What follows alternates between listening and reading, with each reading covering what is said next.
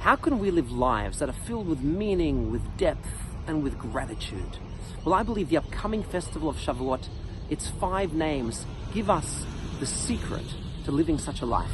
You see, the first name is Atzeret, which means to refrain, to hold back from work, which implies that we have to make a space in our lives to infuse that space with meaning and with depth and with learning. We have to create that gap with our families, with our loved ones, and with ourselves in order to further grow. That is the first name, Atzeret, holding back from work. The second name is Shavuot, the festival of weeks. And as we know, we've been counting down the days from Pesach, from Passover, until Shavuot, 49 days, which is the idea that every day we have to count, we have to make purposeful, we have to live every day with intentionality. We have to infuse every day with meaning and not let life and the days just run past us. That is the idea of Shavuot, counting down the days until the festival of weeks. That is the second name.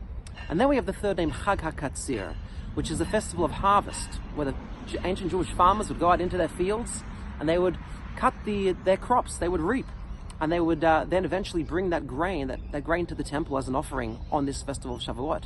And so that's the idea, that if you put in the effort the whole year round, you'll eventually be able to reap those rewards. That is Chag HaKatzir. And then the fourth name is Zaman Matan Toratenu. Shavuot is a time where we receive the Torah from above, from up on high. And that's the idea that ultimately there is a higher mazal, there's a higher power that is guiding what is happening here in the world, that is looking out for us, that we're not alone in the universe, that someone loves us and cares for us. And that is the idea of giving us the Torah from above, that there is a watchful eye, an attentive ear, who is always looking out for us. And finally, we have Chag HaBikurim, the festival of the first fruits of the Bikurim that would be brought to the temple as a thanksgiving for God, which is the idea that ultimately what happens to us in life, we have to show gratitude.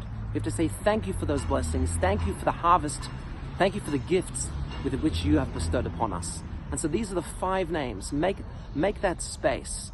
Count down every single day, infuse every day with a little bit of meaning. Then we have where you reap, you will eventually sow, you will find the rewards. Then we have to notice above. What happens comes to us from above. And lastly, to say thank you, to show gratitude. If we can put these 5 steps into action, then I'm sure we will live much more deep and meaningful and blessed lives. Chag Sameach.